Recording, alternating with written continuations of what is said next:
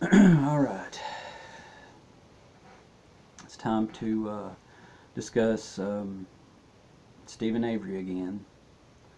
Um, I know that there's a lot of people out there that have theories about what happened, and I completely understand that.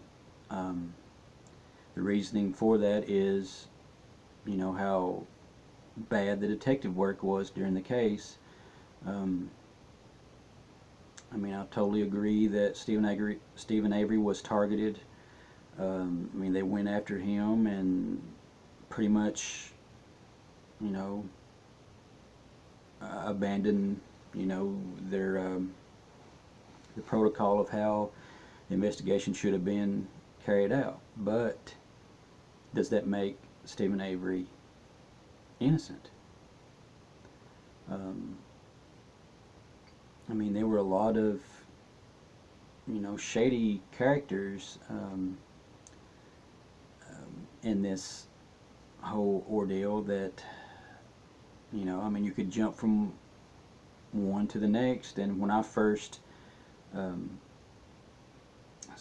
started watching Making a Murderer and I read all the case files and the trial transcripts and all the police interviews, and I had my own theories at the time too. I never thought that Stephen could have done it. I was too caught up in trying to figure out how somebody else could have done it, and who else could have done it and how they did it.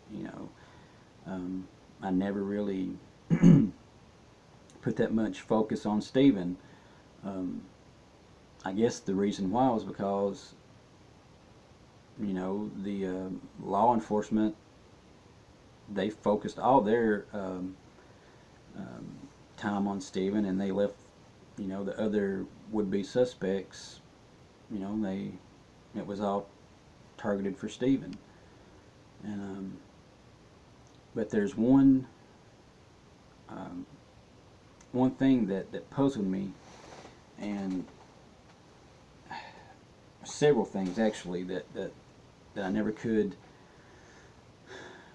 just throw away. And one was, he called Teresa 3 times that day. The 2 times he called, it was in between. He called twice within 30 minutes. In between 2 and 2:30, he called her twice. Used star 67.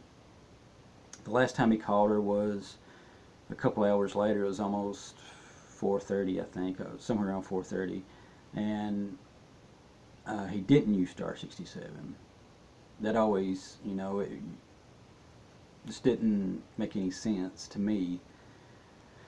But the main thing, I guess the main question is, if Stephen is innocent, why did he not use Brendan as an alibi for that night?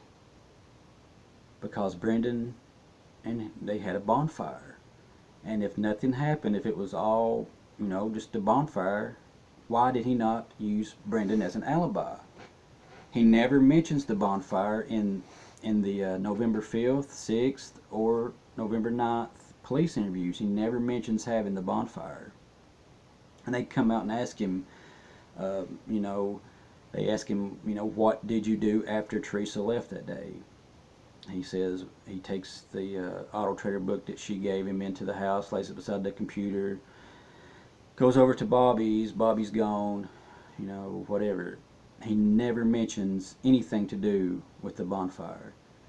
I know one time or a couple times on different occasions they actually asked him if he had burnt anything the day that Teresa was there. No. Okay, they asked him when was the last time that he burned anything, and he was like a couple weeks before she was there. Burnt some Mountain Dew boxes or something, I don't know. But he doesn't deny having the bonfire, because on a conversation he has with Barb while he's in jail, Now this is when Brendan becomes involved in the murder, and Steven calls Barb from jail, and she want to know, why he did this, or she says something to the effect that you destroyed my son's life or whatever, and then Steven tries to defend himself and everything, and she says, but he was over by you that night, and Steven says he came over, we had the bonfire, and I think he says he was home by 9 o'clock because Jody called or something like to the effect of that. So the bonfire happened that night, and he never mentions it. And every time they mention anything about a fire, did you have a fire? Did you that night, or did you burn anything that day? He automatically says no. And why would you not use Brendan? That would have been your alibi.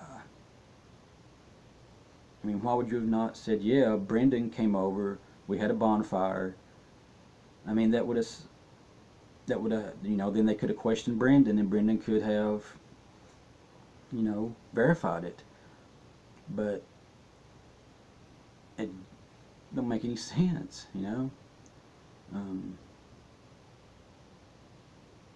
if you have any explanation to, to explain why that he would not have used Brendan as an alibi for that night when he was being questioned by the police, a legit answer or explanation of why he didn't.